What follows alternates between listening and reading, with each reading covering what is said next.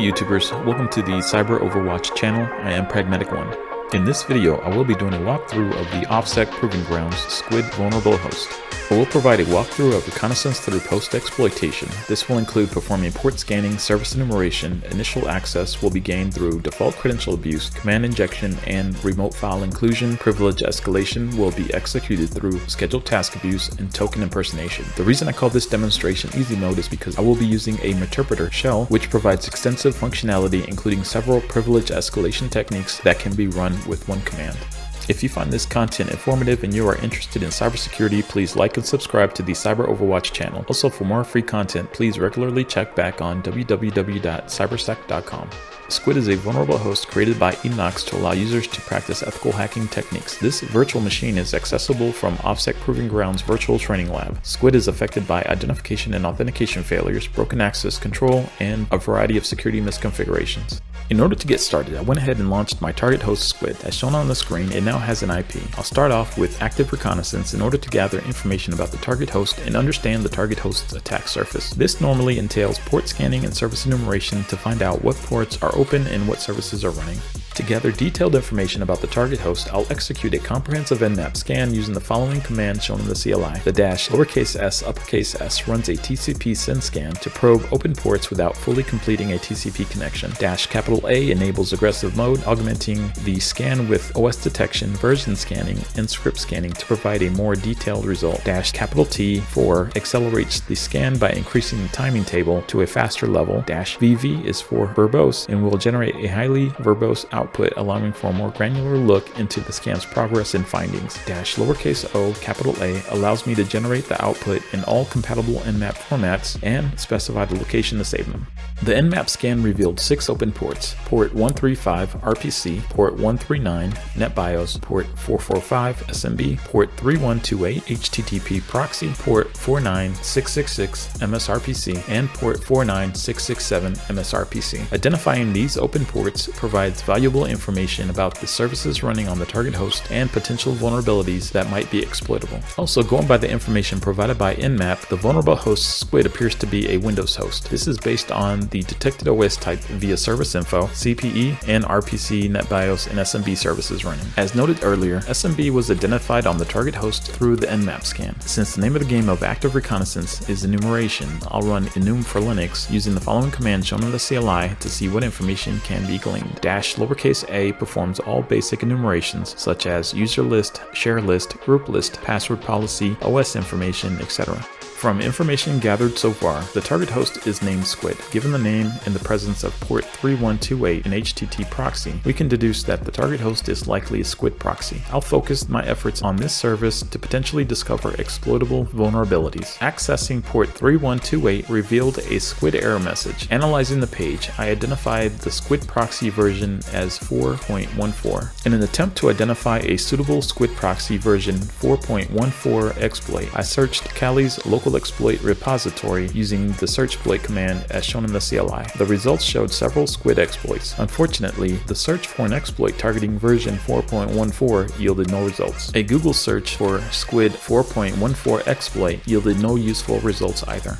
Service enumeration did not reveal any exploitable vulnerabilities on the target host. Shifting focus to the Squid proxy, I attempted further enumeration. I opted to test the functionality and verify whether I could use the Squid proxy. I configured Kali to utilize the Squid proxy through Foxy proxy as shown on the screen to see if the Squid proxy exposes additional services. Following the configuration of Foxy proxy to route HTTP traffic via the Squid proxy, I decided to test common web ports. Initial attempts to access port 80 as shown on the screen resulted in a connection error. I tested port 443 and it also failed to connect. An unexpected discovery occurred while accessing port 8080. Instead of an error, a web page loaded, revealing valuable information about the target host. The page confirmed the presence of WAMP, Windows, Apache, MySQL or MariaDB, and PHP on the target host along with the specific versions of each component. Additionally, it listed the loaded extensions, available WAMP tools, and aliases, potentially offering valuable insights for further enumeration. Clicking on the PHP info link allowed me to view detailed information about the target's PHP configuration. Accessing the PHP sysinfo link discloses details about the target host's operating system, which during an assessment would help validate a lot of information already gathered. Having gathered a great deal of information from the WAMP server's homepage and subpages, I'll start by prioritizing low-hanging fruit. I'll initially start with attempting to access phpMyAdmin and AdMiner, considering they both have login interfaces.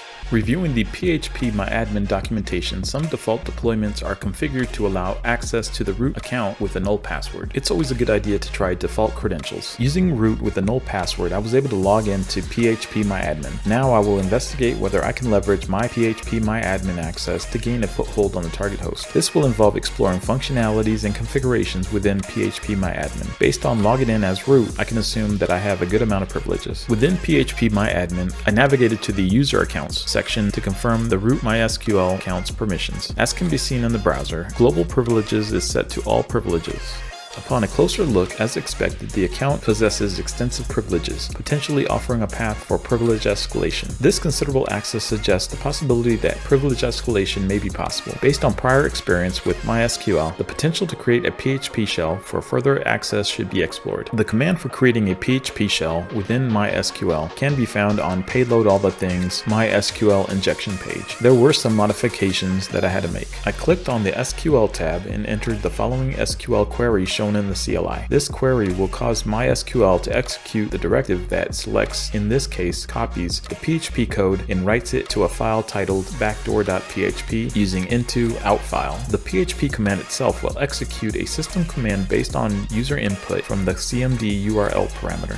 I ran the command and it looks like it ran successfully. Now it's time to test it out. When I browse to backdoor.php, I get the following output as shown in my browser. It looks like my PHP script was created successfully and stored in the web root folder. Issuing the command $cmd = dir after backdoor.php revealed the contents of the target host's web root directory. I ran the whoami command and it showed the local service account. Having established a foothold through the backdoor PHP shell, I'll explore escalating my access. One approach involves generating a Meterpreter reverse shell using MSF Venom, as shown in the CLI. While there are alternative methods like PHP reverse shells with Netcat, Meterpreter offers a more feature-rich environment for pen testing. The payload generation appears successful, as indicated by the output. I'll proceed with attempting to upload the Meterpreter reverse shell to the target host. I ran the following command shown in the CLI to start my HTTP server. Having prepped the environment, including generating the payload, launching the HTTP server, and initiating the listener, I executed the following command through the browser. The output suggests successful upload of the Meterpreter reverse shell payload to the target host using certutil. To verify that my Meterpreter payload was uploaded successfully, I ran the dir command. As can be seen on the screen, my reverse shell was uploaded successfully.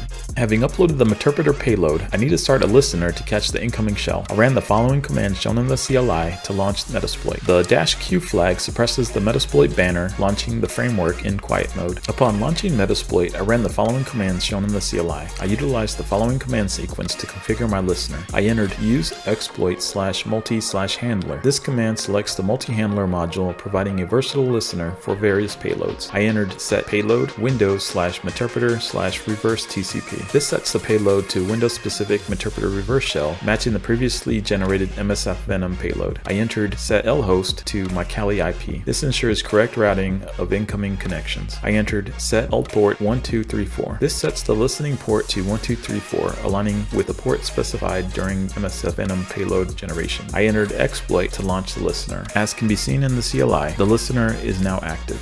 To execute my MSF Venom payload, I typed reverse.exe in the address bar after the equal sign as shown in the browser and hit enter. Taking a look at my listener, I can see that the listener opened a session with the target host and I now have a Meterpreter shell. When I run the getuid command, I can see that I am the local service account. Having established remote access, I issued the dir command to determine my current directory. The output indicates I'm located within the web root directory. Before I execute WinPs, I first want to drop into a command prompt shell. This is done by typing shell in the Meterpreter prompt. I ran the following command shown in the command prompt shell to run WinPs. The -a runs all checks and the -e runs extra enumeration. Analysis of the WinPs output revealed extensive system information, including potential vulnerabilities inferred from installed updates and registry entries. One section that was notable was the current token privileges section, highlighted unexpectedly limited permissions for the local service account.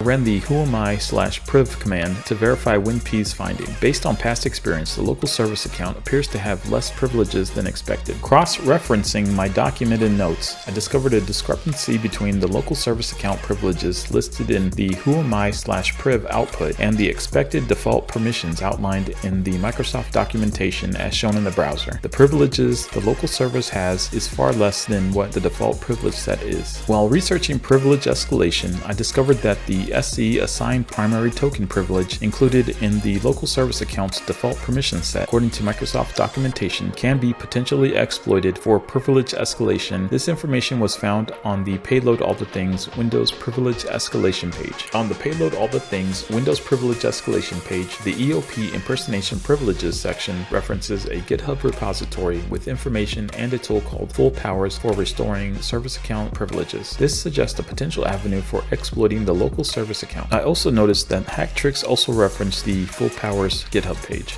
Navigating to the Full Powers GitHub repository, I could see it references the local service account and mentions recovering the default privilege set. In short, Full Powers is a tool that recovers the default privilege set of a local and network service account on Windows hosts. It leverages the task scheduler service to spawn a new process with all the missing privileges. The GitHub repository provides good detail on the tool and usage. There is also a link to a detailed write-up regarding the privilege escalation technique. The GitHub releases page provides the fully compiled tool.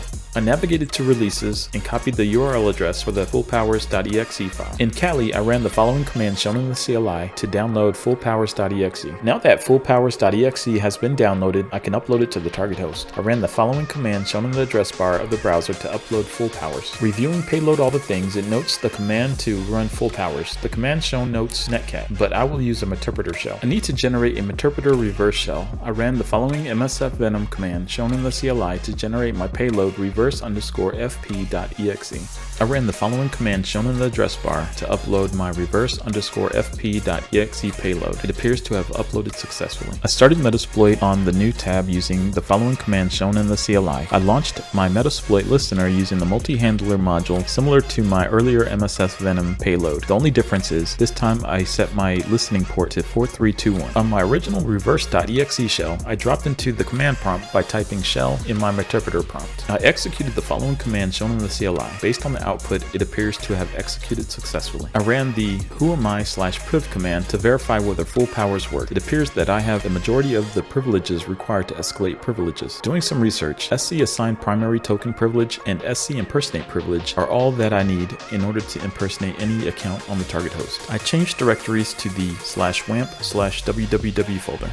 I ran the reverse_fp.exe payload. Looking at my second listener on port 4321, it caught the shell. I dropped into the command prompt shell and ran the whoami/priv command to verify the privilege set. Now that I have verified the privilege set for the local service account has been restored, I'll drop back into my Meterpreter shell. In the Meterpreter shell, I typed get system. Based on the output, it appears the name pipe impersonation was successful. I wanted to verify that the privilege escalation worked. I typed whoami, and as can be seen in the command prompt output, it shows system. Now that I am system, I need to change the directory to the /users/administrator/desktop to locate the proof.txt file. I run the dir command and I can see the proof.txt file containing the final hash. I ran the type command as shown in the command prompt to view the contents of the proof.txt file, and with that I have completed the vulnerable host. To conclude this video, using a variety of techniques, I was able to go from reconnaissance to gaining root privileges on the vulnerable host Squid. My initial recon yielded crucial information through a systematic approach. I successfully gained a foothold on the target host. Further host enumeration uncovered a viable path to escalate my privileges, ultimately capturing the root flag. Thank you for tuning in to this demonstration of OffSec Proving Grounds Squid vulnerable host. Thank you for also checking out the Cyber Overwatch channel. If you find this content informative and you are interested in cybersecurity, please like and subscribe to the Cyber Overwatch channel. If you have any questions, please feel free to leave a question in the comments, or you can send me a message from the CyberSec website listed in the description. Until next time, keep learning. The only way to improve is to keep learning. Pragmatic One, signing off.